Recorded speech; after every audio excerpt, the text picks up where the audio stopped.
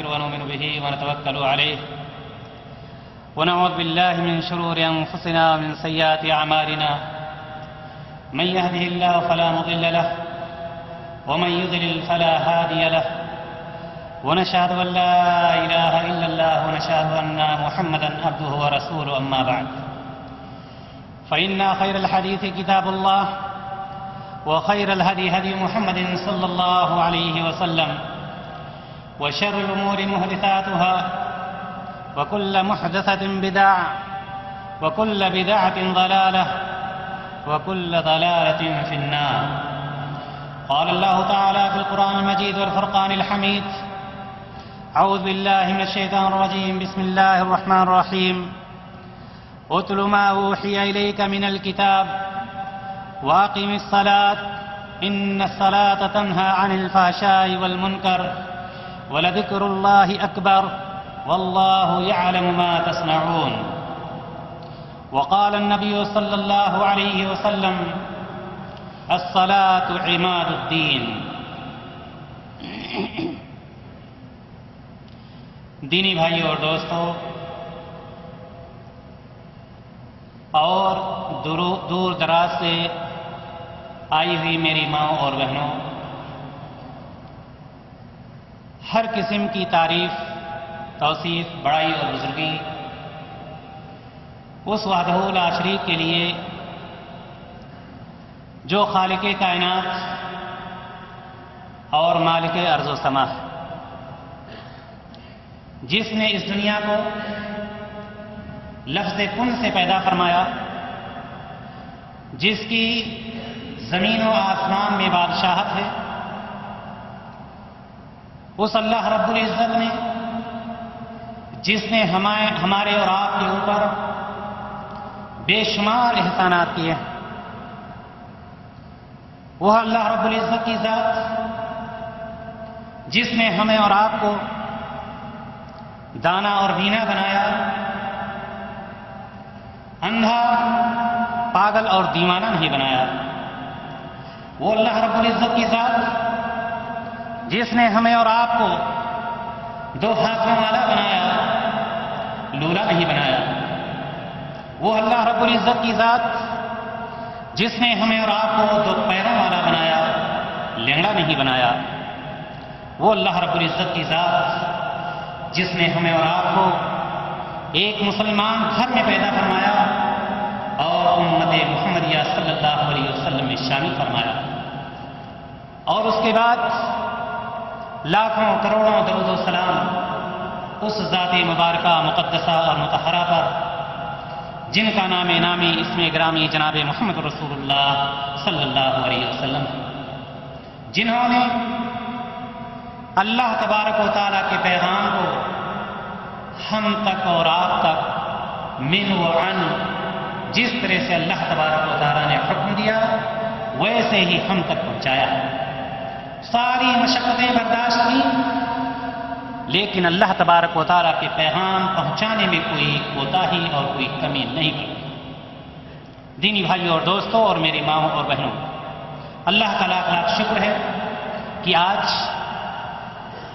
اللہ تبارک و تعالیٰ کے اس گھر میں ہماری چھوٹی سی دعوت پر قرآن و حدیث کی باتوں کو سننے کے لیے آپ اپنے گھروں کو چھوڑ کر اللہ تبارک و تعالیٰ کے اس گھر میں موجود ہیں۔ یہ کون سی مجلس ہے؟ اس مجلس کے متعلق صرف اتنا جان لینا کافی ہے کہ اللہ کے رسول جناب محمد رسول اللہ صلی اللہ علیہ وسلم ارشاد فرماتے ہیں کہ جب کسی مجلس میں اللہ تبارک و تعالیٰ کا ذکر کیا جاتا ہے، قرآن و حدیث کا ذکر کیا جاتا ہے، تو ایسی مجلس کو اللہ تبارک و تعالیٰ کے فرشتے گھیر لیتے ہیں اور اللہ تبارک و تعالیٰ کی رحمت ان پر نازل ہونے لگتی ہے۔ دینی بھائی اور دوستو، یہیں پر بات ختم نہیں ہو جاتی، بلکہ سرور کائنات جناب محمد رسول اللہ صلی اللہ علیہ وسلم ارشاد فرماتے ہیں کہ ایسی مجلس میں بیٹھنے والے کا ذکر اللہ تبارک و تعالیٰ اپنے مقرب فرشتوں میں کرتا ہے۔ یعنی یہ کہ آج جہاں پر آپ بیٹھے ہوئے ہیں، کسی بھی حالت میں ہیں، آپ کا ذکر اللہ تبارک و تعالیٰ اپنے مقرب فرشتوں میں کر رہا، آپ کے اوپر رحمت نازل ہو رہی ہے، آپ کو فرشتوں نے گھیر رکھا ہے، اپنی حفاظت میں کر رکھا ہے، اللہ تبارک و تعالیٰ کے حفظ و امان میں ہم بیٹھے ہیں۔ دینی بھائی اور دوستو، آج کا موضوع جیسا کہ ابھی آپ کے سامنے اعلان کیا گیا، دینی بھائی اور دوستو، اللہ تبارک و تعالیٰ نے ہمیں اور آپ کو کس لیے پیدا فرمایا؟ ہر شخص اس سے بخوبی واقف۔ ایک آیت پر اگر ہم غور کریں تو ہمیں کہیں اور جانے کی ضرورت نہیں پڑے گی۔ اللہ تبارک و تعالیٰ نے ارشاد فرمایا وَمَا خَلَقْتُ الْجِنَّ وَالْإِنسَ إِلَّا لِيَعْبُدُونَ، کہ میں نے انسان اور جنات کو صرف اور صرف اپنی عبادت کے لیے پیدا فرمایا۔ لفظ عبادت یہ بہت عام لفظ ہے، عبادت کی اقسام بے شمار ہیں، لیکن وہ کون سی عبادت ہے جس کو اللہ کے رسول جناب محمد رسول اللہ صلی اللہ علیہ وسلم نے اپنی آنکھوں کا نور قرار دیا؟ وہ کون سی عبادت ہے کہ بندہ عاقل اور بالغ اگر ہے، مریض ہے، بستر پر لیٹا ہوا ہے، لیکن اس کو اس عبادت سے چھٹکارا نہیں ہے؟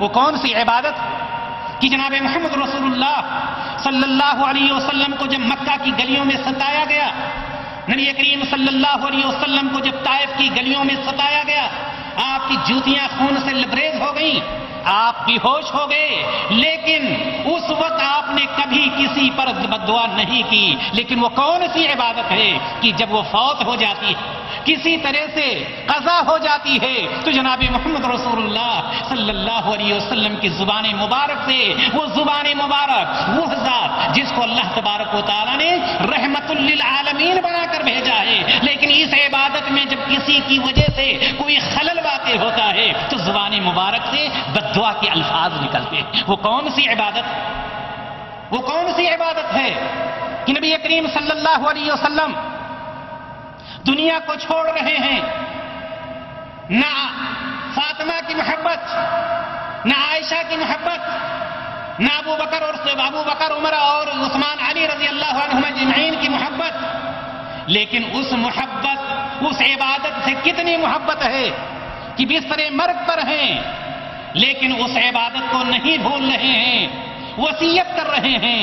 وہ کون سی عبادت میرے بھائیوں اور دوستوں، وہ کون سی عبادت ہے، وہ کون سی عبادت ہے کہ جس کا نہ کرنے والا سرور کائنات صلی اللہ علیہ وسلم کے بتلائے ہوئے قول کے مطابق کفر میں داخل ہو جاتا ہے؟ وہ کون سی عبادت، وہ کون سی عبادت کہ جس کو اللہ تبارک و تعالیٰ نے ہمارے پیارے رسول جناب محمد رسول اللہ صلی اللہ علیہ وسلم کو معراج میں تحفہ میں عطا کیا تھا؟ وہ کون سی عبادت ہے؟ دینی بھائیوں اور دوستوں، عبادت کی بہت ساری قسمیں ہیں، لیکن جس عبادت کا میں ذکر کرنا چاہتا ہوں، جس عبادت کے تذکرے کے لیے یا اس کی تفصیل کے لیے میں نے آج آپ کو دعوت دی ہے، وہ عبادت ہے صلاۃ، وہ عبادت ہے نماز۔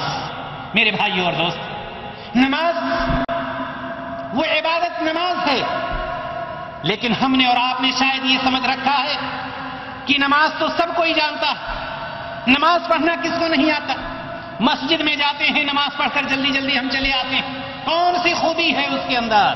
میرے بھائیوں اور دوستوں، یاد رکھیں، اللہ تبارک و تعالیٰ نے قرآن مقدس میں ارشاد فرمایا ہے اُتْلُ مَا أُوحِيَ إِلَيْكَ مِنَ الْكِتَابِ وَأَقِمِ الصَّلَاةَ إِنَّ الصَّلَاةَ تَنْهَىٰ عَنِ الْفَحْشَاءِ وَالْمُنكَرِ۔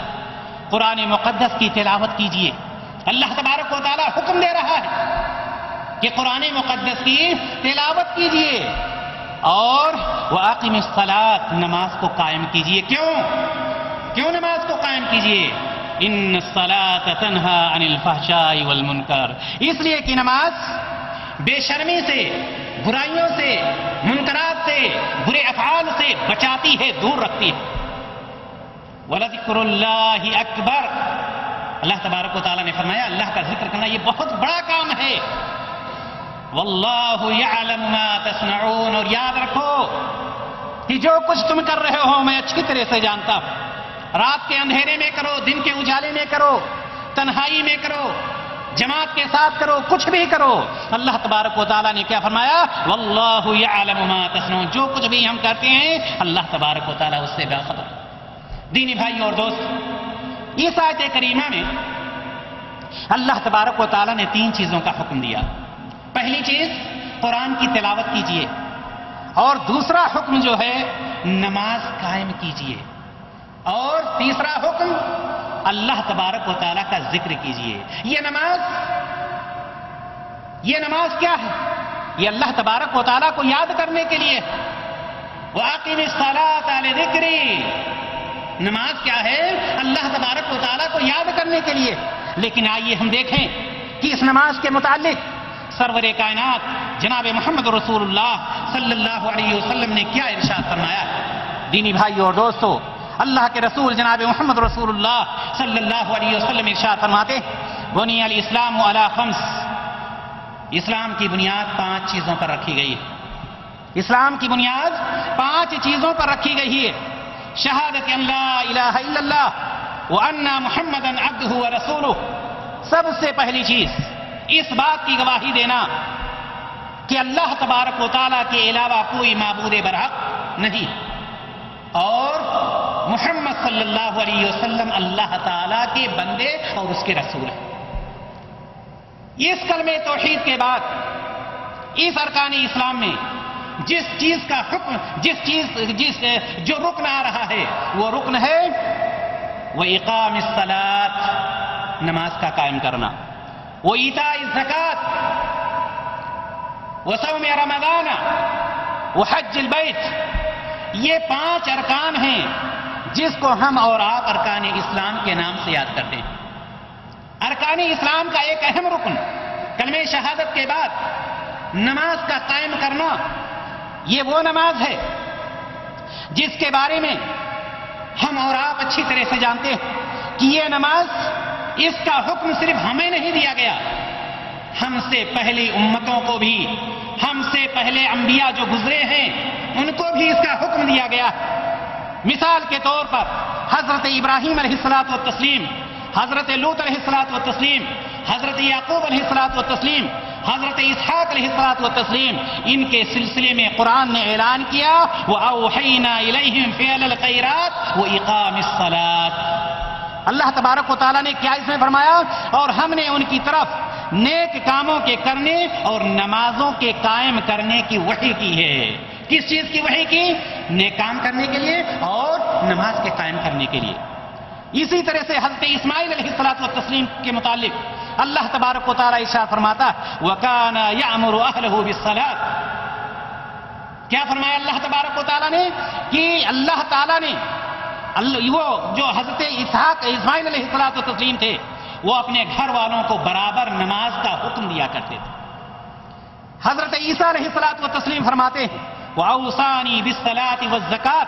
اللہ تعالیٰ نے مجھ کو نماز اور زکوٰۃ کا حکم دیا ہے کہ ہم نماز کو قائم کریں اور ہم زکوٰۃ دیتے رہیں. اسی طرح سے حضرت لقمان علیہ الصلوۃ والتسلیم اپنے بیٹے کو حکم دیتے ہیں یا بنی اقم الصلاۃ، اے بیٹے نماز کو قائم کرو. دینی بھائیو اور دوستو، میں بتلانا یہ چاہتا ہوں کہ یہ پہلے کے انبیاء جو گزرے ہیں ان کو بھی نماز کے قائم کرنے کا حکم دیا گیا. آپ اچھی طرح سے جانتے ہیں کہ نماز ایک ایسی عبادت ہے کہ نماز کا قائم کرنے والا اللہ تبارک و تعالیٰ اس کے گناہوں کو دھل دیتا ہے، گناہوں سے پاک و صاف ہو جاتا ہے. اللہ کے رسول جناب محمد رسول اللہ، بخاری کی روایت، اللہ کے رسول صلی اللہ علیہ وسلم ارشاد فرماتے ارائیتم لو ان نہرا بباب احدکم یغتسل فیہ کل یوم 5 مرات هل يبقى من درنه شيء؟ قالوا لا يبقى من درنه شيء. قال فكذلك صلوات الخمس. اللہ کے رسول جناب محمد رسول اللہ صلی اللہ علیہ وسلم ارشاد فرماتے کہ اگر کسی کے دروازے پر، تم میں سے کسی کے دروازے پر ایک بہتی ہوئی نہر ہو اور وہ شخص اس میں ہر روز 5 مرتبہ غسل کرتا ہو، 5 مرتبہ نہاتا ہو، هل يبقى من درنه شيء. صحابہ کرام سے اللہ کے رسول صلی اللہ علیہ وسلم نے پوچھا کیا ایسے شخص کے جسم پر کچھ میل کچیل باقی رہ جائے گا؟ صحابہ کرام رضی اللہ تعالی عنہم اجمعین نے فرمایا لا يبقى من درنه شيء. اے اللہ کے رسول صلی اللہ علیہ وسلم، جو شخص 5 مرتبہ غسل کرتا ہو اس کے جسم پر کچھ بھی باقی نہیں رہے گا۔ نبی کریم صلی اللہ علیہ وسلم نے کہا، آپ صلی اللہ علیہ وسلم نے فرمایا، قال فكذلك مثل الصلوات الخمس يمحو الله بهن الخطايا، رواه البخاری۔ آپ صلی اللہ علیہ وسلم نے فرمایا بالکل یہی مثال 5 نمازوں کی ہے کہ جو شخص 24 گھنٹے کے اندر 5 وقت کی نمازوں کو قائم کرتا ہے، اللہ تبارک و تعالی اس کے گناہوں کو ختم کر دیتا ہے۔ اسلامی بھائیوں اور دوستوں، اور یہی نماز کہ اللہ کے رسول جناب محمد رسول اللہ صلی اللہ علیہ وسلم ارشاد فرماتے، الصلوات الخمس والجمعة الى الجمعة کفارۃ لما بینہن اذا اجتنبت الکبائر۔ اللہ کے رسول صلی اللہ علیہ وسلم نے فرمایا کہ جو شخص 5 وقت کی نمازیں قائم کرتا ہے اور جمعہ سے جمعہ تک ایک جمعہ سے لے کر دوسرے جمعہ تک پہلا جمعہ بھی پڑھتا ہے اور دوسرے جمعہ کو بھی پڑھتا ہے، لیکن وہ شخص کبیرہ گناہوں کے قریب نہیں جاتا ہے، تو یہ نمازوں کا قائم کرنا، اللہ تعالیٰ کے رسول صلی اللہ علیہ وسلم نے فرمایا کہ یہ نمازیں اس کے گناہوں کے لیے کفارہ بن جاتی ہیں، یعنی اس کے گناہ سب ختم ہو جاتے ہیں۔ دینی بھائیوں اور دوستوں، اسی طرح سے اللہ کے رسول صلی اللہ علیہ وسلم ارشاد فرماتے ہیں، بین العبد و بین الکفر ترک الصلاۃ، کہ مسلمان اور کافر یا مشرک کے درمیان جو چیز حد فاصل ہے وہ ترک نماز، یعنی دونوں کے اندر جو چیز فاصلہ پیدا کر رہی ہے یا دونوں کے اندر جو تفریق کر رہی ہے ایک مسلم کے اندر اور ایک کافر کے اندر، وہ نماز ہے۔ یعنی یہ کہ مسلم جو ہوگا ضرور نماز پڑھے گا اور کافر نماز نہیں پڑھ سکتا۔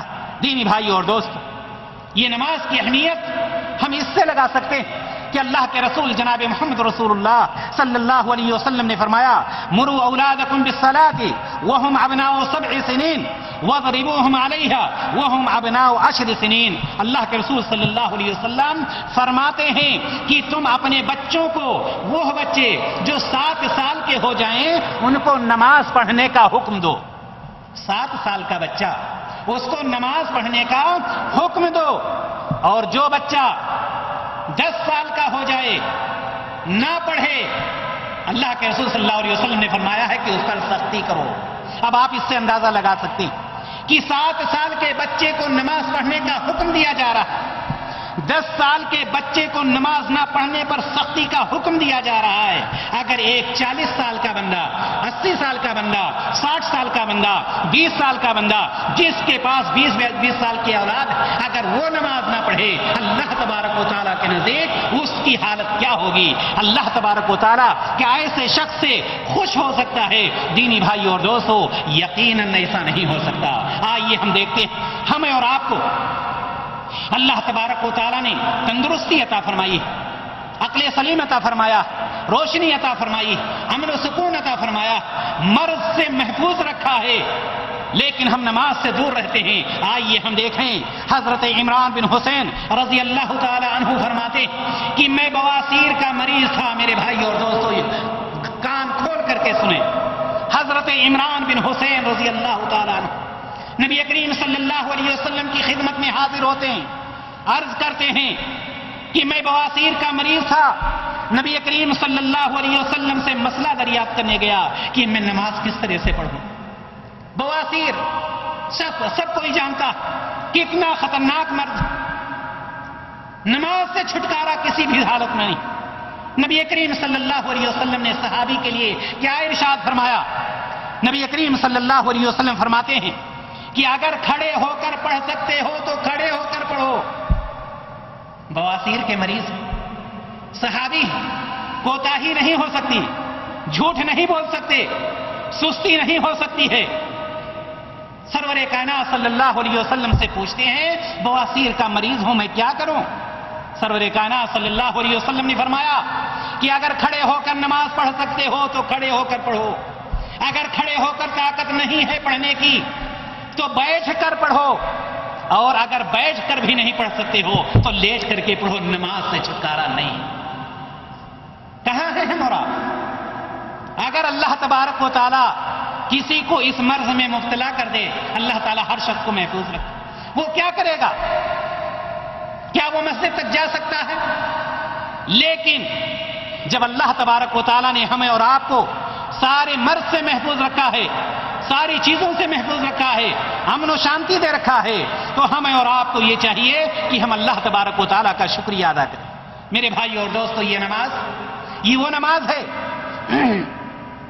کہ دنیا میں ہماری نظر جب کسی چیز پر جاتی ہے تو سب سے پہلے مال و دولت پر جاتی ہے، لیکن یاد رکھیں قیامت کا دن ہوگا اور جب حساب و کتاب لیا جائے گا، جس طرح سے نبی کریم صلی اللہ علیہ وسلم نے ارشاد فرمایا، اول ما يحاسب به العبد يوم القيامة الصلاة فإن صلحت صلح سائر عمله وإن فسدت فسد سائر عمله، رواہ الطبرانی۔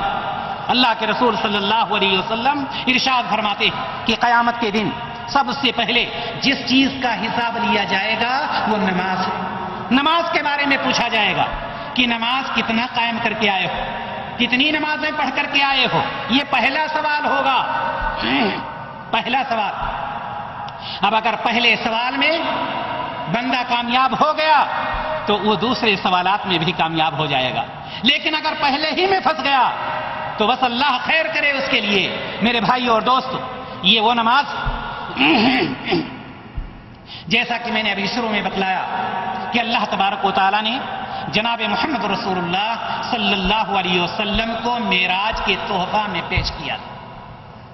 آپ جانتے ہیں یہ نماز کتنے وقت کی فرض ہوئی تھی؟ پہلے اللہ تبارک و تعالیٰ نے اس کو 50 وقت کا فرض کیا تھا، 50۔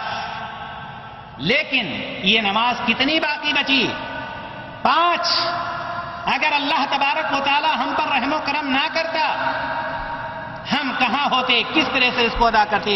حضرت انس بن مالک رضی اللہ تعالیٰ عنہ کہتے ہیں کہ معراج کی رات آپ پر یعنی نبی کریم صلی اللہ علیہ وسلم پر 50 وقت کی نمازیں فرض ہوئیں، پھر کم ہوتے ہوتے 5 رہ گئیں۔ آخر میں اللہ تبارک و تعالیٰ کی طرف سے یہ اعلان کیا گیا، لا يبدل القول لدي وان لك بهذه الخمس 50۔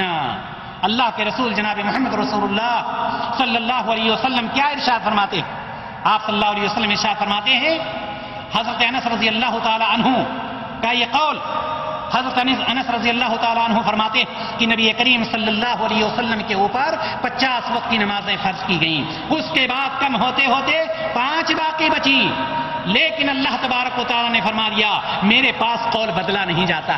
یہ مت سمجھنا کہ 50 فرض کیا تھا اور اب 5 ہو گئی ہیں تو 5 ہی کا ثواب ملے گا، 50 کا نہیں۔ لا يبدل القول لدي، میرے پاس قول بدلا نہیں جاتا، تم 5 کر کے دکھاؤ، میں 50 کا ثواب تمہیں عطا کروں گا۔ یہ اللہ تبارک و تعالیٰ کا کرم ہے، یہ اللہ تبارک و تعالیٰ کا احسان ہے۔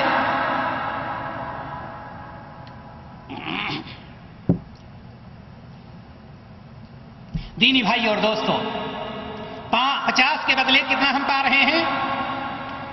5 کر کے 50 کا حاصل کر رہے ہیں، لیکن اس کے لیے بھی ہم تیار نہیں ہیں۔ لیکن آئیے ہم اور آپ دیکھیں، یہ اتنا بڑا مقام اس عبادت کا، اتنی اہمیت اور فضیلت اس نماز کی، آپ جانتے ہیں اللہ کے رسول جناب محمد رسول اللہ صلی اللہ علیہ وسلم نے فرمایا، من عمل عملا لیس علیہ امرنا فہو رد، کہ جس نے کوئی ایسا عمل کیا جس کو نبی کریم صلی اللہ علیہ وسلم نے کیا نہیں ہے، کرنے کا حکم نہیں دیا ہے، تو وہ عمل اللہ تبارک و تعالیٰ کے نزدیک مقبول نہیں ہے، مردود ہے۔ کیوں؟ اس لیے کہ اللہ تبارک و تعالیٰ فرماتا ہے، وما آتاکم الرسول فخذوہ وما نہاکم عنہ فانتہوا، جو نبی تم کو دے اس کو لے لو اور جن چیزوں سے منع کریں ان سے باز آ جاؤ۔ نبی کریم صلی اللہ علیہ وسلم نے اس عبادت کے بارے میں کیا ارشاد فرمایا؟ آپ صلی اللہ علیہ وسلم نے فرمایا، صلو کما رأیتمونی اصلی۔ آج یہاں پر ہمارے بھائی بھی موجود ہیں اور ہماری مائیں اور بہنیں بھی موجود ہیں، ہم دونوں کو لے کر چلنا چاہتے ہیں کہ ہمیں نماز کس طرح سے پڑھنی ہے، عورتوں کی نماز کیا ہے، مردوں کی نماز کیا ہے۔ نبی کریم صلی اللہ علیہ وسلم نے عورتوں کے لیے کیا فرمایا ہے اور مردوں کے لیے کیا فرمایا۔ سب سے پہلے آپ یہ جان لیں کہ اللہ کے رسول جناب محمد رسول اللہ صلی اللہ علیہ وسلم نے ارشاد فرمایا، بخاری کی روایت، کہ صلو کما رأیتمونی اصلی، نماز تم ویسے ہی پڑھو جس طرح سے مجھے نماز پڑھتے ہوئے دیکھتے ہو۔ میرے بھائی اور دوست، یہاں پر سوچنے کی بات یہ ہے کہ یہ خطاب کس کو ہے، یہ حکم کس کو دیا جا رہا ہے، مردوں کو یا عورتوں کو؟ ظاہر سی بات ہے آپ کا جواب یہی ہوگا کہ یہ حکم مردوں کو بھی ہے اور عورتوں کو بھی ہے، دونوں کو نبی کریم صلی اللہ علیہ وسلم نے مخاطب کیا۔ یہ مرد یہاں پر خاص نہیں ہے کہ مردوں کی نماز کچھ اور ہے، عورتوں کی نماز نہیں۔ آپ صلی اللہ علیہ وسلم نے فرمایا صلو کما رأیتمونی اصلی، نماز پڑھو جس طرح سے مجھے نماز پڑھتے ہوئے دیکھتے ہو۔ آئیے ایک صحابی کا واقعہ، حضرت ابو ہریرہ رضی اللہ تعالی عنہ اس کے راوی ہیں، بخاری مسلم کی روایت ہے کہ ایک شخص مسجد نبوی میں داخل ہوتا ہے، نبی کریم صلی اللہ علیہ وسلم مسجد کے ایک کونے پر تشریف فرما ہے، وہ شخص مسجد میں داخل ہو کر نماز پڑھتا ہے اور نماز پڑھ کر کے نبی کریم صلی اللہ علیہ وسلم کے پاس آتا ہے، کہتا ہے السلام علیکم۔ نبی کریم صلی اللہ علیہ وسلم اس کے سلام کا جواب دیتے ہیں، اس کے بعد فرماتے ہیں ارجع فصلی فإنک لم تصلی، کیا فرمایا؟ لوٹ جاؤ، نماز کو دوبارہ ادا کرو، تم نے نماز نہیں ادا کی۔ استاد کی بات پر شاگرد کو چون چرا کی ضرورت نہیں تھی، حکم ہوا جاؤ نماز پڑھو، وہ بندہ فوراً جا کر کے دوبارہ نماز پڑھتا ہے، دوبارہ پھر آ کر کے سلام کرتا۔ آپ صلی اللہ علیہ وسلم جواب دیتے ہیں، جواب دینے کے بعد، سلام کا جواب دینے کے بعد فرماتے ہیں ارجع فصلی فإنک لم تصلی، جاؤ دوبارہ نماز پڑھو، تم نے نماز نہیں پڑھی۔ حدیث میں آتا ہے کہ 3 مرتبہ یا 4 مرتبہ ایسے ہوتا رہا، یہاں تک کہ اس بندہ نے کہا علمنی یا رسول اللہ، اے اللہ کے رسول صلی اللہ علیہ وسلم، اس سے بہتر مجھ سے نہیں ہو سکتا ہے، آپ مجھے تعلیم دیجئے، اس تعلیم کے مطابق میں نماز پڑھتا۔ کیا نماز تھی؟ نماز یہ تھی کہ جلدی جلدی، نہ رکوع نہ قیام نہ سجود، جس طرح سے آج کی نمازیں جلدی جلدی ہوتی رہتی ہیں اور جلدی سے 4 رکعت یا 3 رکعت یا 2 رکعت پوری کر کے ہم اپنے کام کے لیے چل دیتے ہیں۔ اللہ کے رسول صلی اللہ علیہ وسلم نے ارشاد فرمایا اذا قمت الى الصلاة فاسبغ الوضوء، کہ جب تم نماز کا ارادہ کرو، اب یہ تعلیم دے رہے ہیں، یہی ایک حدیث بیان کر کے میں اپنی بات کو ختم کر دیتا ہوں۔ یہ پوری تعلیم اس حدیث میں کہ ہمیں نماز کس طرح سے پڑھنی چاہیے۔ اللہ کے رسول صلی اللہ علیہ وسلم نے فرمایا اذا قمت الى الصلاة فاسبغ الوضوء، جب تم نماز کا ارادہ کرو یا نماز کے لیے کھڑے ہو تو سب سے پہلے چاہیے کہ مکمل طور پر وضو۔ آپ جانتے ہیں کہ وضو نماز کے لیے شرط، مکمل طور پر، یہ نہیں کہا وضو کرو، مکمل طور پر وضو کرو جس طرح سے وضو کیا جاتا ہے۔ ثم استقبل القبلہ، اس کے بعد قبلہ رخ کر لو، فکبر، قبلہ رخ ہونے کے بعد اللہ اکبر کہو۔ یہاں پر تفصیل سے ہم چلتے ہیں تاکہ ساری باتیں ذہن میں آتی رہیں۔ قبلہ رخ کیا ایک شخص نے، اب یہاں پر دیکھنا یہ ہے کہ سب سے پہلے نیت کی ضرورت ہوتی ہے۔ نیت کس طرح سے کی جائے گی؟ نیت کا طریقہ کیا ہے میرے دینی بھائی اور دوستوں اور میری ماں اور بہن؟ نیت کوئی بھی عبادت ہو، حج کو چھوڑ کر، حج میں دونوں زبان سے بھی نیت ہے اور دل سے بھی نیت، لیکن باقی ساری عبادتیں، کسی بھی عبادت میں زبان سے نیت نہیں۔ سب سے پہلے انسان کو یہ چاہیے کہ وہ دل میں جو نماز پڑھنے جا رہا ہے اس کی نیت کرے، دل سے نیت کر لے، اور اس کے بعد اللہ کے رسول صلی اللہ علیہ وسلم نے کہا فکبر، تکبیر تحریمہ کہے۔ سوال یہ ہے کہ تکبیر تحریمہ کا طریقہ کیا ہوگا؟ آج کا موضوع ہے نماز کا طریقہ۔ تکبیر تحریمہ کیسے کہے گا؟ کیا کھڑا ہے اللہ اکبر کہہ کر کے شروع کر دیا؟ نہیں، نبی کریم صلی اللہ علیہ وسلم نے کسی چیز کو ایسا نہیں چھوڑا ہے کہ جس کی وضاحت نہ کی ہو۔ ایک حدیث میں نہیں تو دوسری حدیث میں ضرور اس کی وضاحت موجود ہے۔ ہم جب تکبیر کہیں گے تو ہمارا ہاتھ کس طرح سے اٹھے گا؟ کیا ہمارا فعل ہوگا؟ کیا ہمارا عمل ہوگا؟ نبی کریم صلی اللہ علیہ وسلم نے اس کی وضاحت کھلے طور پر کر دی۔ جب ہم تکبیر تحریمہ کہیں تو ہمیں چاہیے کہ ہم اپنے ہاتھ کو کندھوں تک یا کان تک، کان کے برابر سیدھا کر کے اپنے ہاتھ کو اٹھائیں، یا تو کان کے برابر تک لے جائیں یا کندھوں تک لے جائیں۔ کیوں؟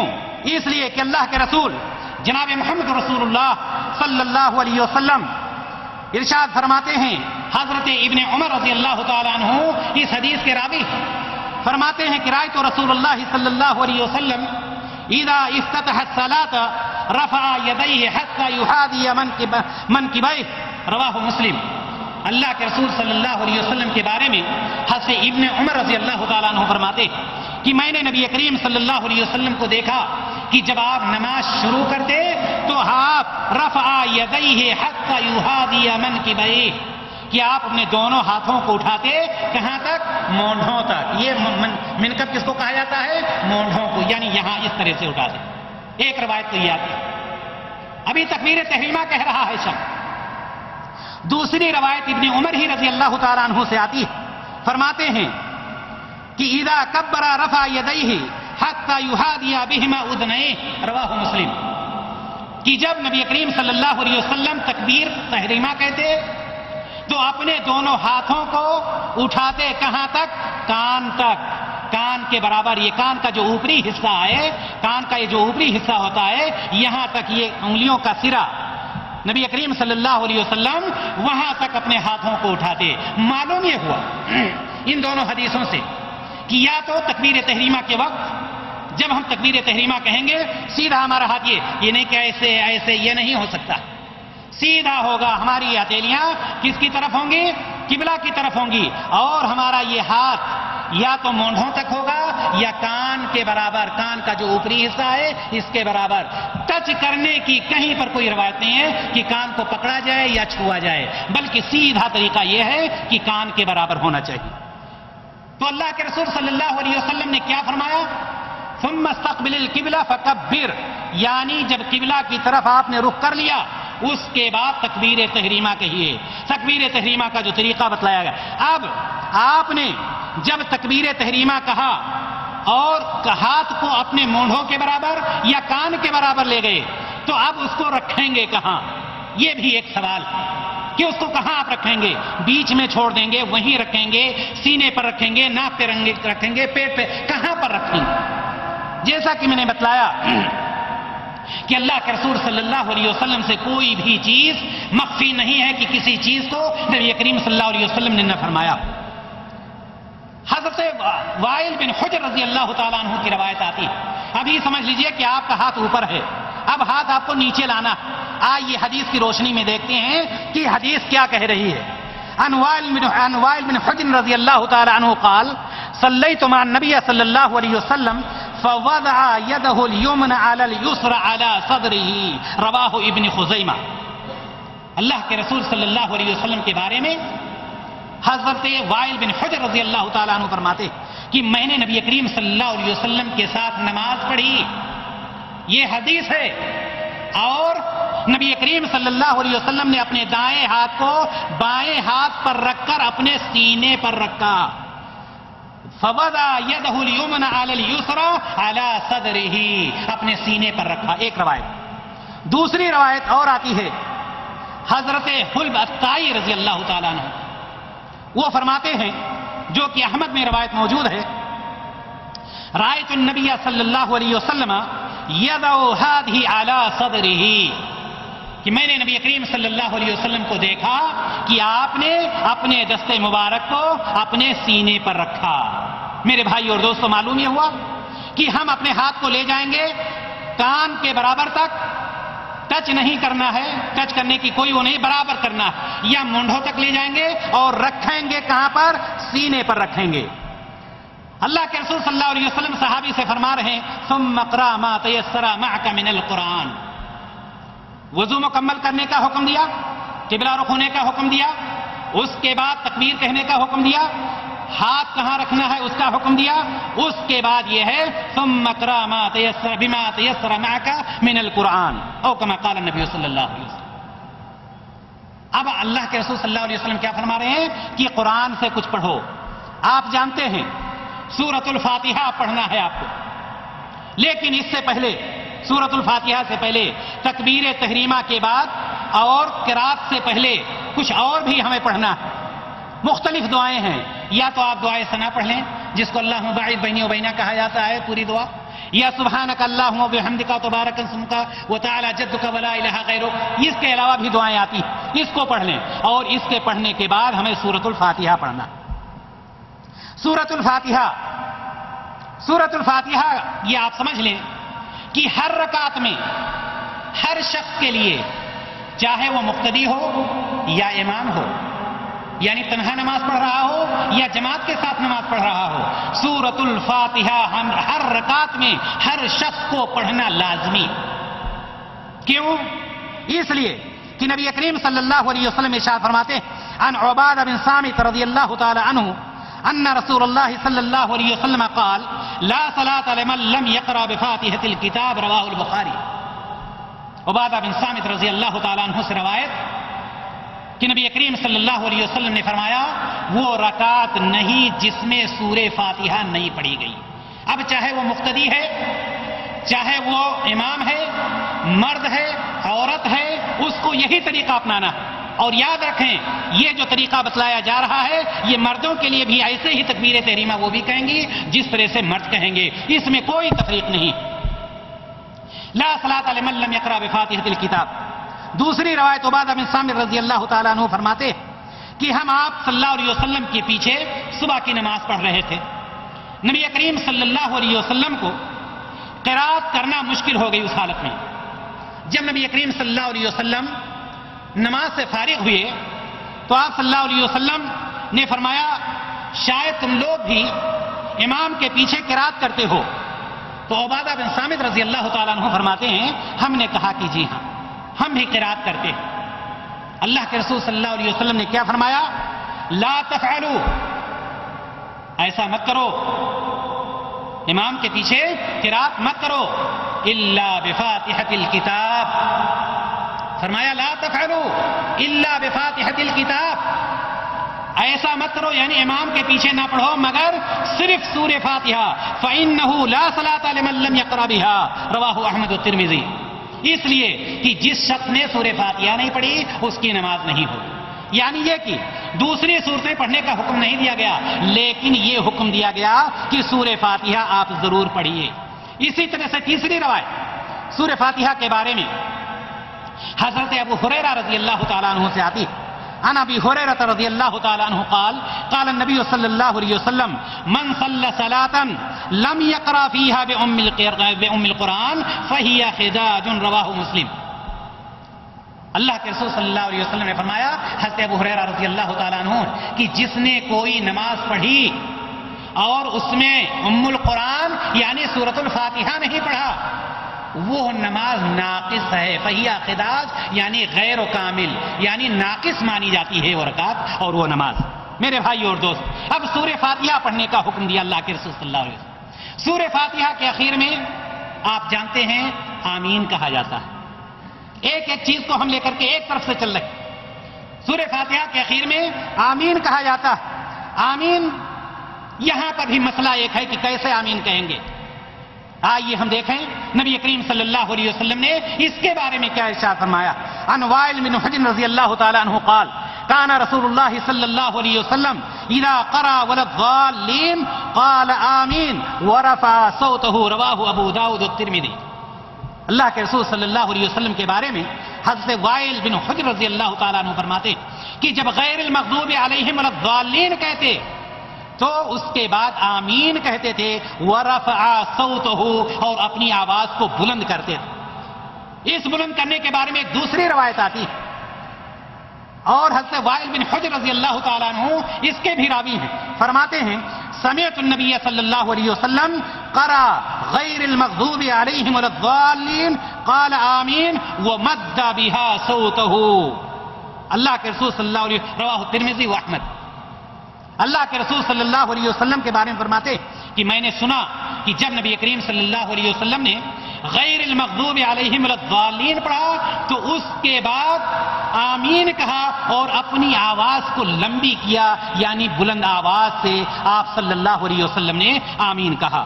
دینی بھائی اور دوستو، یہ تو بات ہو گئی سورہ فاتحہ تک۔ آگے اللہ کے رسول صلی اللہ علیہ وسلم صحابی کو کیا بتلا رہے ہیں؟ ثم ارکع حتی تطمئن راکعا، جب آپ نے سورہ فاتحہ پڑھ لیا اور اس کے بعد کوئی سورت پڑھ لی تو اس کے بعد آپ کو کیا کرنا ہے؟ رکوع کرنا ہے۔ رکوع کا طریقہ کیا ہونا چاہیے اور رکوع میں جائیں گے کیسے، ہمیں یہ چیز سب سے پہلے جان لینی چاہیے۔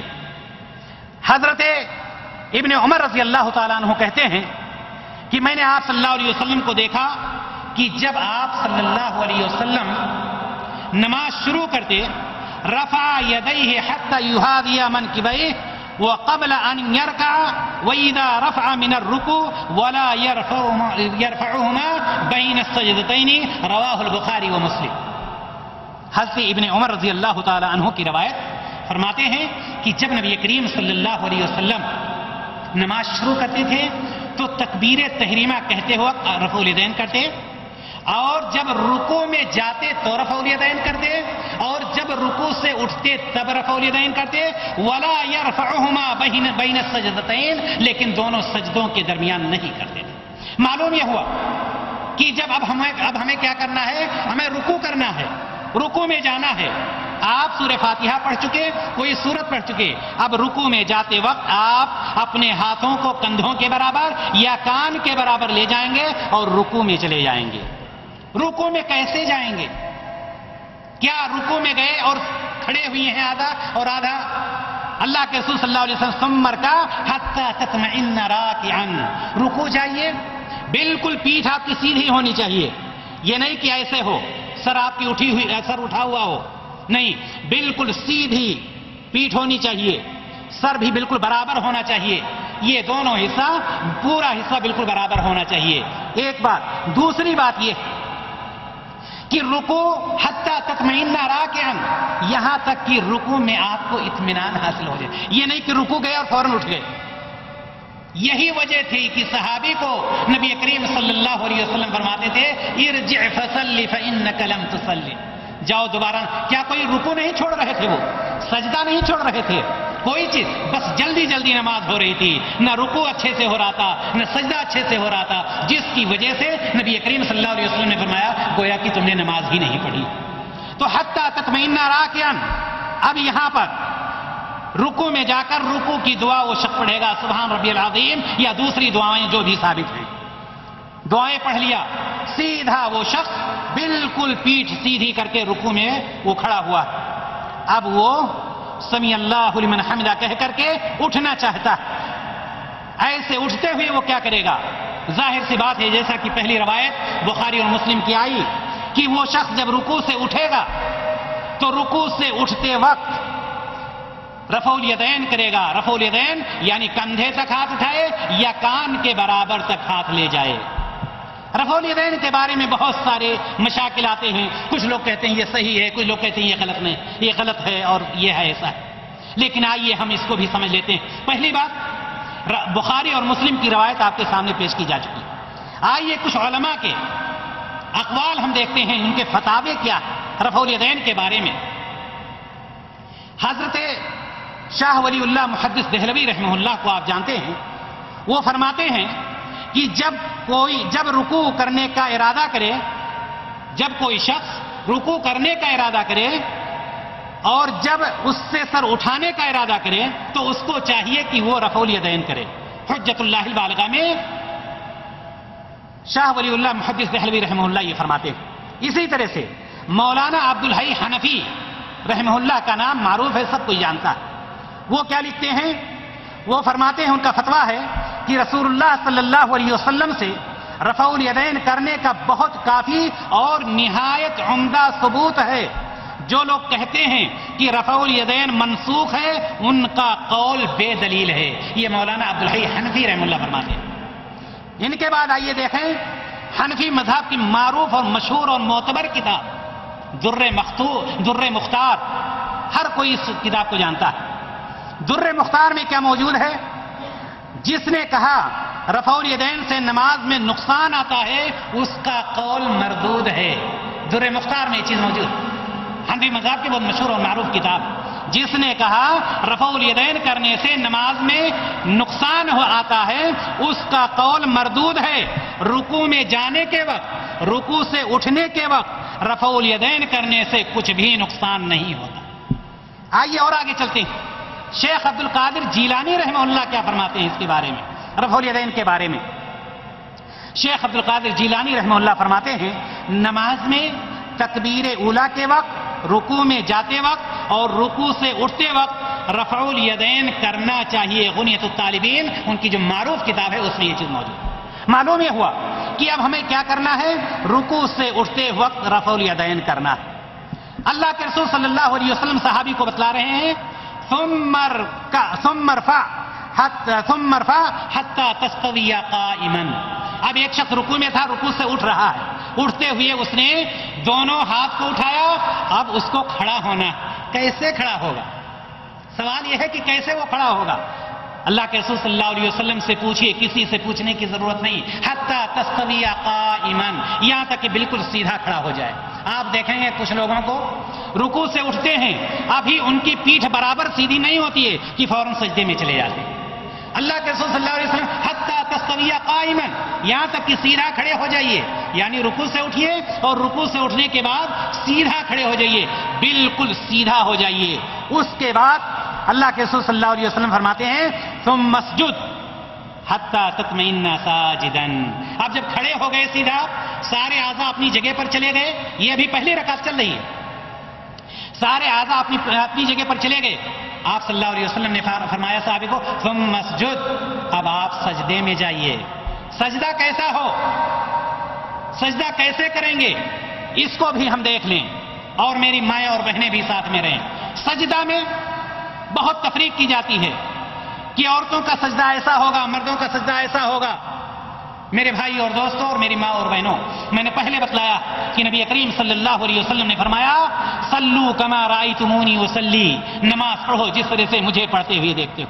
مرد ہو عورت ہو، سب کی نماز ایک طرح ہوگی، کسی کے سجدے میں کوئی فرق نہیں ہوگا. سجدہ سب سے پہلی بات آپ یہ سمجھ لیں، اللہ کے رسول صلی اللہ علیہ وسلم ارشاد فرماتے ہیں امرت ان اسجد علی 7 اعظم علی الجبهہ والیدین والرکبتین واطراف القدمین، متفق علیہ. اللہ کے رسول صلی اللہ علیہ وسلم فرماتے ہیں مجھے حکم دیا گیا 7 اعضاء پر سجدہ کرنے کا. مرد ہو، عورت ہو، جوان ہو، بوڑھا ہو، کوئی بھی ہو، 7 اعضاء پر سجدہ کرنے کا حکم دیا گیا. 7 اعضاء کون سے ہیں؟ پیشانی اور ناک، یہ دونوں ایک. جبہہ، اس کو دونوں کو ایک مانا گیا، یہ دونوں لگے ہونے چاہیے. والیدین، دونوں پنجے. والرکبتین، دونوں گھٹنے. واطراف القدمین، اور پیر کی انگلیاں زمین پر لگی ہوئی ہوں گی. یہ 7 اعضاء ہیں جس پر سجدہ کرنے کا حکم دیا گیا.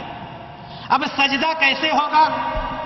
کیا عورتوں کے لیے جو بتلایا جاتا ہے کہ عورتیں اپنے ران ہی پر بیٹھی رہیں، ان کا ہاتھ کوہنی ان کے پیٹ سے لگا رہے، زمین پر چپکی رہے، کیا یہ حکم دیا گیا ہے؟ نہیں.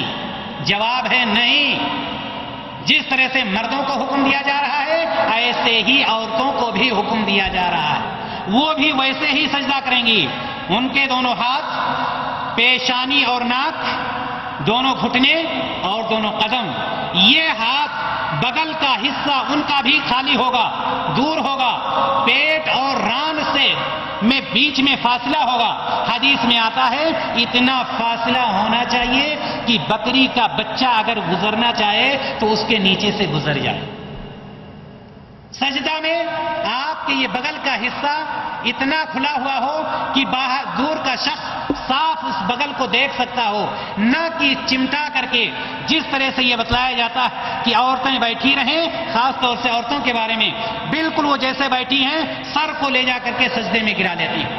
یہ چیز نبی کریم صلی اللہ علیہ وسلم سے ثابت نہیں، بلکہ یہ ہے کہ وہ بھی ایسے ہی سجدہ کریں گی جس طرح سے ایک مرد سجدہ کرتا ہے. اللہ کے رسول صلی اللہ علیہ وسلم نے فرمایا اعدلوا فی السجود، سجدہ میں اعتدال کرو، ولا یبسط احدکم ذراعیہ انبساط الکلب، رواہ البخاری و مسلم۔ اللہ کے رسول صلی اللہ علیہ وسلم نے فرمایا سجدہ میں اعضاء کو اعتدال میں رکھو، اور تم میں سے کوئی اپنے بازو کو سجدے میں کتے کی طرح نہ بچھائے، یعنی جس طرح سے کتا اپنے ہاتھ کو بچھا کر کے بیٹھ جاتا ہے، نہیں، ہمارا ہاتھ بالکل اٹھا ہونا چاہیے، یہ پنجہ صرف لگا ہوگا، یہ کوہنی زمین سے دور ہوگی، نہ کہ زمین پر لگی ہوئی ہو، چاہے وہ مرد ہو چاہے عورت ہو، ہر ایک کو ایک ہی حکم دیا گیا ہے۔ اس لیے ہمیں اور آپ کو یہ چاہیے کہ سجدے کی حالت میں جب ہم جائیں تو ہماری کوہنی اٹھی ہونی چاہیے، اور ہمارا دونوں پنجے ہمارے لگے ہوں، پیشانی اور ناک لگی ہو، گھٹنے لگے ہوں، اور دونوں پیروں کے کنارے کے حصے یعنی انگلیاں لگی ہوئی ہوں۔ اس کے بعد آئیے ہم دیکھتے ہیں کہ اللہ کے رسول صلی اللہ علیہ وسلم آگے کیا ارشاد فرماتے ہیں۔ اذا سجدت فضع کفیک وارفع مرفقیک، رواہ مسلم۔ اللہ کے رسول صلی اللہ علیہ وسلم نے فرمایا جب تم سجدہ کرو تو اپنی ہتھیلیاں زمین پر رکھو اور کوہنیاں زمین سے اٹھائے رکھو۔ اب یہ بتلائیے مردوں کے لیے ہی یا عورتوں کے لیے؟ ظاہر سی بات ہے ہر ایک کے لیے۔ زمین سے اٹھائے رکھنے کے لیے اللہ تبارک و تعالی، اللہ کے رسول صلی اللہ علیہ وسلم نے حکم دیا۔ اللہ کے رسول صلی اللہ علیہ وسلم آگے کیا فرماتے ہیں؟ ایک شخص سجدے میں ہے، ابھی سجدے میں ہے، 7 اعضاء پر وہ سجدہ کر رہا ہے، اب اس کے بعد کیا حکم دے رہے ہیں نبی کریم صلی اللہ علیہ وسلم؟ ثم ارفع، اس کے بعد اٹھیے، پہلے سجدے میں ہے بے شک، پہلے سجدے سے اٹھیے، حتی تطمئن جالسا، یہاں تک کہ سیدھے بیٹھ جائیے۔ پہلے سجدہ سے اٹھنا ہے اور بیٹھنا ہے۔ آپ دیکھیں کتنے لوگوں کو کہ پہلے سجدے سے اٹھے، ابھی پورا بیٹھے بھی نہیں تھے کہ پھر سجدے میں چلے گئے۔ نبی کریم صلی اللہ علیہ وسلم فرماتے ہیں حتی تطمئن جالسا، یہاں تک کہ بالکل اطمینان ہو جائے بیٹھنے کر کے اطمینان ہو جائے۔ اور کیا وہاں پر کوئی دعا بھی ہے؟ وہ لوگ جو فوراً سجدے میں جاتے ہیں، ظاہر سی بات ہے دعا کا کوئی موقع ہی نہیں ملتا ان کو، لیکن نبی کریم صلی اللہ علیہ وسلم نے ان دونوں سجدوں کے بیچ میں بھی دعا فرمایا ہے، اللہم اغفر لی وارحمنی واجبرنی وارفعنی واہدنی وعافنی وارزقنی۔ یہ دعا ایک سجدہ کر کے جب انسان بیٹھے، جب اتنی دعا پڑھے گا تو یقیناً وہ اطمینان سے بیٹھ چکا ہوگا، لیکن اگر دعا ہی نہ پڑھنا ہو تو ظاہر سی بات ہے ریڈی میڈ اس کا دوسرا سجدہ تیار ہو جائے گا۔ تو معلوم یہ ہوا کہ پہلے سجدے سے اٹھ کر کے اطمینان سے بیٹھ جائیے، اور اطمینان سے بیٹھنے کے بعد یہ دعا پڑھیے۔ اللہ کے رسول صلی اللہ علیہ وسلم فرماتے ہیں ثم اسجد حتی تطمئن ساجدا، پھر دوسرا سجدہ کیجیے۔ یہ دوسرا سجدہ کرنے کا حکم ہو رہا ہے۔ دوسرا سجدہ آپ کیسے کریں گے؟ ویسے ہی جیسے آپ نے پہلا سجدہ 7 اعضاء پر کیا ہے، کوہنی کو اٹھائے رکھا ہے، پیٹ کو دور رکھا ہے، ران کو دور رکھا ہے، جو طریقہ بتلایا اسی طرح سے آپ دوسرا سجدہ بھی کریں۔ دوسرا سجدہ کر لیے، ثم ارفع حتی تطمئن جالسا، دوسرا سجدہ ہو گیا۔ اب دوسرے سجدے سے اٹھ کرنے کے بعد کیا فوراً کھڑے ہو جائیں گے یا بیٹھ کر کے تب کھڑے ہوں گے؟ حدیث جو بتلا رہی ہے حتی تطمئن جالسا، دوسرے سجدے سے اٹھو اور بیٹھ جاؤ یہاں تک کہ اطمینان حاصل ہو جائے، اور اطمینان کے بعد پھر اللہ کے رسول صلی اللہ علیہ وسلم فرماتے ہیں ثم ارفع حتی تستوی قائما، یعنی دوسرے سجدے سے اٹھیے، بیٹھ جائیے، اعضاء اپنی جگہ پر چلے جائیں، اس کے بعد آپ اٹھیے حتی تستوی قائما، یہاں تک کہ سیدھے آپ کھڑے ہو جائیے۔ اللہ کے رسول صلی اللہ علیہ وسلم نے فرمایا ثم افعل ذلك فی صلاتک کلھا، ایک رکعت کا پورا طریقہ بتلایا ایک ایک چیز کر کے، اور اس کے بعد نبی کریم صلی اللہ علیہ وسلم نے فرمایا کہ اسی طرح اپنی پوری نمازوں میں کرتے رہو۔ یہاں پر ایک بات اور یاد رکھیں گے کہ جو شخص 4 رکعت کی نماز پڑھ رہا ہے یا 3 رکعت کی نماز پڑھ رہا ہے، جہاں تک رفع الیدین کی بات، تو جس طرح سے تکبیر تحریمہ کے وقت رفع الیدین کرے گا، رکوع میں جاتے وقت رفع الیدین کرے گا، رکوع سے اٹھتے وقت رفع الیدین کرے گا، لیکن پھر سجدے میں جاتے ہوئے رفع الیدین نہیں کرے گا، نہ دونوں سجدوں کے بیچ میں رفع الیدین کرے گا۔ کہاں وہ کرے گا؟ جب دوسری رکعت پڑھ چکا ہوگا اور تیسری رکعت کے لیے کھڑا ہو رہا ہوگا، تب بھی وہ رفع الیدین ہی کر کے نیت باندھے۔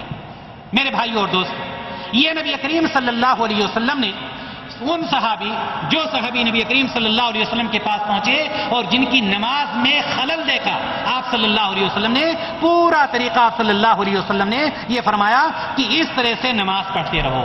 معلوم یہ ہوا کہ نبی کریم صلی اللہ علیہ وسلم نے ہمیں اور آپ کو یہ نماز پڑھنے کا طریقہ بتلایا، لیکن جو شخص یہ طریقہ جانتا ہے اس کے باوجود نماز نہیں پڑھتا ہے، آئیے ہم اور آپ دیکھیں کہ اس کے لیے اللہ کے رسول صلی اللہ علیہ وسلم نے کیا ارشاد فرمایا۔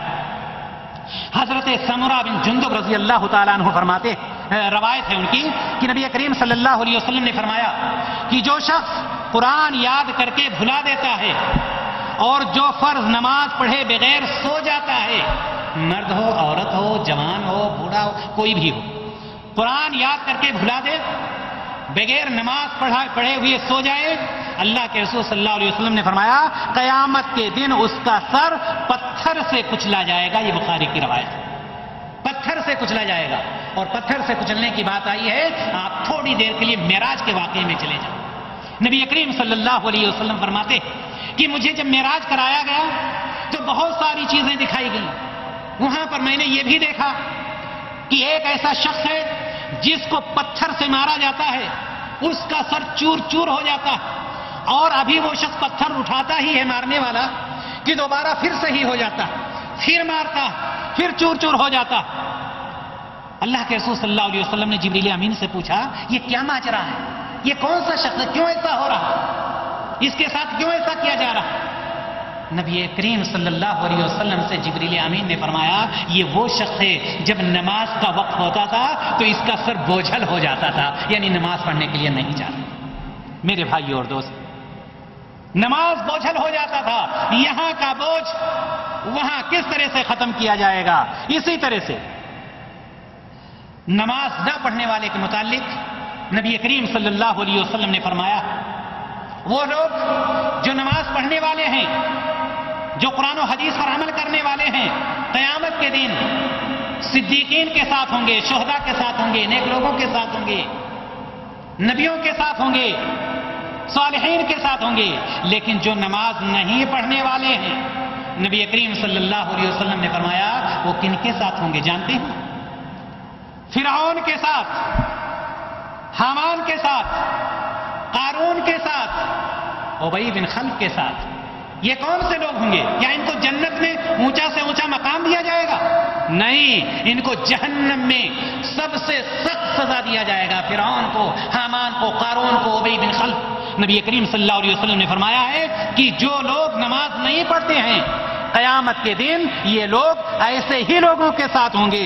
اسی طرح سے ہمارے وہ بھائی جو نماز کو جلدی جلدی پڑھ لیتے ہیں، یاد رکھیں کہ اللہ کے رسول صلی اللہ علیہ وسلم نے قرآن مقدس میں تقریباً 80 جگہوں سے زیادہ نماز قائم کرنے کا حکم دیا ہے اللہ تبارک و تعالیٰ نے، اور نبی کریم صلی اللہ علیہ وسلم نے بے شمار حدیثوں میں فرمایا، لیکن نمازیوں کے لیے آ رہا ہے فویل للمصلین الذین هم عن صلاتهم ساہون۔ یہ نمازیوں کے لیے آ رہا ہے، ایک طرف نماز پڑھنے کا حکم اور دوسری طرف یہ آیت ایسے نمازیوں پر اللہ کی مار ہو جو غفلت سے نماز پڑھتی ہیں، اللہ کی مار ہو نمازیوں پر۔ آخر وجہ کیا ہے؟ وجہ یہ ہے کہ ان کی نماز تو پڑھ لیتے ہیں لیکن نماز قبول نہیں ہوتی۔ کیوں؟ یا تو نماز سستی اور کاہلی سے پڑھتے، اور سستی اور کاہلی آپ جانتے ہیں نفاق کی علامت ہے۔ وَإِذَا قَامُوا إِلَى الصَّلَاةِ قَامُوا كُسَالَىٰ، منافقوں کے بارے میں قرآن اعلان کرتا ہے کہ جب یہ نماز کے لیے کھڑے بھی ہوتے تھے بڑی سستی کے ساتھ انگڑائی لیتے ہوئے، جمہائی آ رہی ہے، کسی طرح سے جا کر 1 رکعت 2 رکعت پڑھا اور وہاں سے چلے آئے۔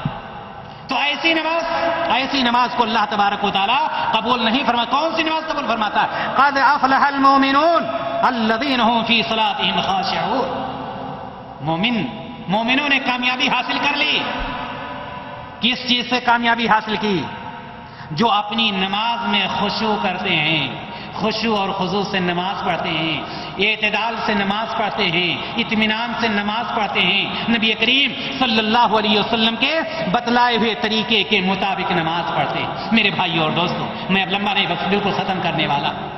قرآن مقدس میں ایک آیت آتی ہے، اللہ تبارک و تعالیٰ جب جنتیوں اور جہنمیوں کا فیصلہ کر دے گا، جنتی جنت میں چلے جائیں گے، جہنمی جہنم میں چلے جائیں گے، جنتی مزے لے رہے ہوں گے اور جہنمی چیخ رہے ہوں گے، چلا رہے ہوں گے۔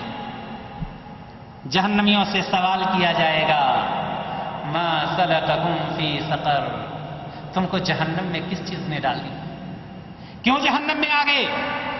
کوئی پارک تو نہیں ہے، کوئی گارڈن تو نہیں ہے، کوئی ٹہلنے کی جگہ تو نہیں ہے، یہ بتہا تو نہیں کہ جمعہ کا دن تھا بتہا چلایا۔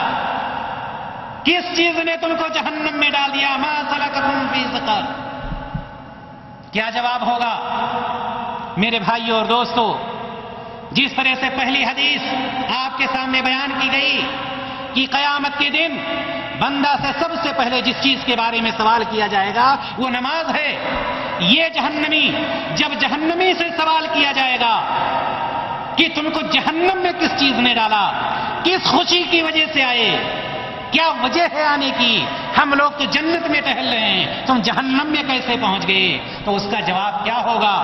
اس کا جواب ہوگا لم نک من المصلین، ہم نماز نہیں پڑھا کرتے۔ نماز ہم سمجھتے ہیں نماز کوئی چیز ہے ہی نہیں، نماز کا موضوع بتلا دیجئے تو کوئی درس میں حاضر ہونے کے لیے تیار ہی نہیں ہوتا۔ نماز کیا چیز ہے؟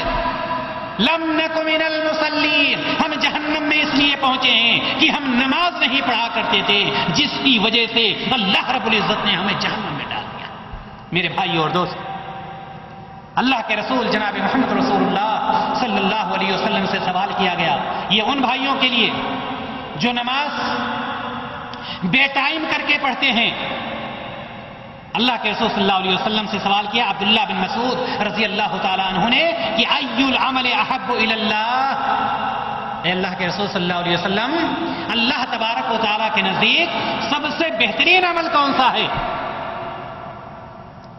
اعمال تو سارے بہتر ہیں، عبادت کی کوئی بھی قسم ہو سارے اعمال بہتر ہیں، لیکن حضرت عبداللہ بن مسعود رضی اللہ تعالیٰ عنہ ای العمل احب الی اللہ، سب سے بہترین عمل، اللہ کے رسول صلی اللہ علیہ وسلم نے فرمایا الصلاۃ علی وقتها، دوسری روایت میں آتا ہے الصلاۃ لوقتها، یعنی نماز کو اس کے صحیح وقت پر ادا کرو۔ نماز کا پڑھ لینا کمال نہیں ہے، دو چیزوں کا خیال رکھیں گے، ایک تو نماز نبی کریم صلی اللہ علیہ وسلم کے طریقے کے مطابق ہونی چاہیے، اور دوسری بات یہ ہے کہ نماز صحیح وقت پر ہونی چاہیے۔ اگر صحیح وقت پر نماز نہیں ہے، اور میں یہی بتلا رہا تھا اپنی تمہید میں کہ نبی کریم صلی اللہ علیہ وسلم غزوہ خندق کے موقع پر جب نبی کریم صلی اللہ علیہ وسلم کی صلاۃ عصر فوت ہو جاتی ہے، آپ صلی اللہ علیہ وسلم کو اتنی تکلیف ہوتی ہے، اتنی تکلیف ہوتی ہے، اتنی تکلیف اس وقت نہیں ہوئی تھی جب مکہ کی سرزمین سے آپ کو نکال دیا گیا تھا، اتنی تکلیف نہیں ہوئی تھی۔ دلیل یہ ہے کہ اس وقت نبی کریم صلی اللہ علیہ وسلم نے بد دعا نہیں کی تھی، لیکن جب غزوہ خندق میں آپ کی نماز عصر فوت ہو جاتی ہے، قضا ہو جاتی ہے، دشمنوں سے لڑائی کے اس میں وقت نہیں ملتا ہے، نبی کریم صلی اللہ علیہ وسلم کے زبان مبارک سے نکلتا ہے ملأ اللہ بیوتہم وقبورہم نارا کما حبسونا وشغلونا عن الصلاۃ الوسطی، کہ الہ العالمین تو ان کے گھروں کو اور ان کی قبروں کو آگ سے بھر دے جس طرح سے انہوں نے میری صلاۃ عصر کو فوت کرا دیا ہے۔ دینی بھائی اور دوست، یہ نماز کی محبت تھی نبی کریم، اور یہی وجہ تھی کہ نبی کریم صلی اللہ علیہ وسلم دنیا کو چھوڑ رہے ہیں، کسی کو کوئی وصیت نہیں۔ آج کل بندہ جب دنیا چھوڑ رہا ہوتا ہے اپنے بیٹے سے وصیت کرتا ہے، بیٹا فلاں مقدمے میں میں نے کبھی مات نہیں کھائی ہے، تو مقدمہ جیت کر رہنا، اے بیٹے یہ کرنا وہ کرنا۔ نبی کریم صلی اللہ علیہ وسلم کیا فرما رہے ہیں؟ الصلاۃ والصلاۃ، پوری امت کے لیے یہ وصیت کر رہے ہیں کہ نماز میں سستی نہیں برتنا، نماز کو ترک نہیں کرنا۔ اسی طرح سے حضرت لقمان علیہ الصلوۃ والتسلیم بھی آخری وقت پر اپنے بیٹوں کو یہی وصیت کرتے ہیں، یا بنیا اقم الصلاۃ، اے بیٹے نماز کو قائم کرتے رہنا۔ میرے بھائی اور دوستو، آئیے وہ حدیث جس میں اللہ کے رسول صلی اللہ علیہ وسلم نے فرمایا ہے الا ادلکم علی ما یمحو اللہ بہ الخطایا ویرفع بہ الدرجات قالوا بلی یا رسول اللہ قال اسباغ الوضوء علی المکارہ وکثرۃ الخطى الى المساجد وانتظار الصلاة بعد الصلاة فذلکم الرباط. اللہ کے رسول صلی اللہ علیہ وسلم نے فرمایا یہی حدیث، اور اس کے بعد اپنی بات کو ختم کر دیتا.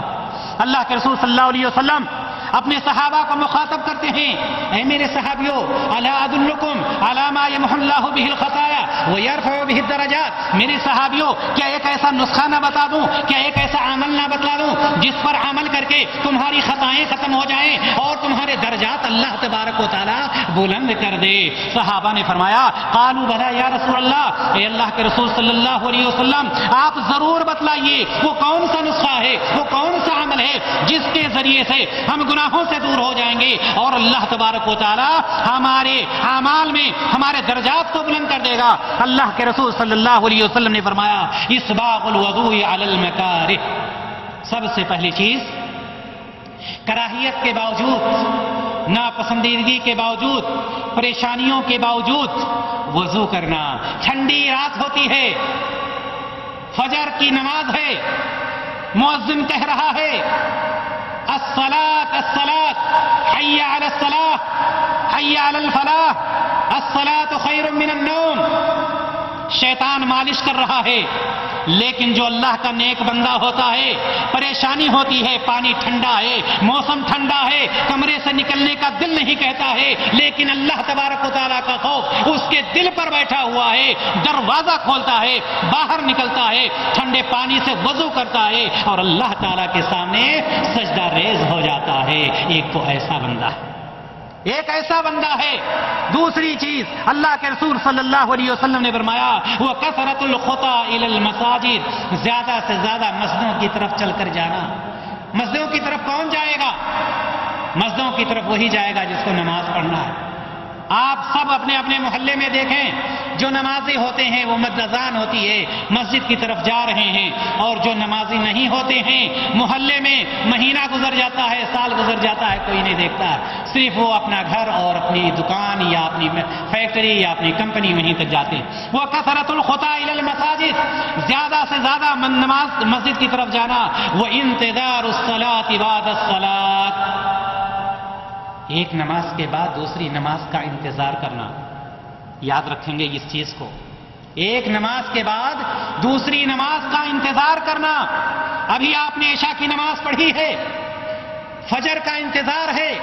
نبی کریم صلی اللہ علیہ وسلم فرماتے ہیں کہ اگر کوئی بندہ ایسی حالت میں رہتا ہے، دوسری نماز کے انتظار میں رہتا ہے، گویا کہ وہ نماز ہی میں رہتا ہے.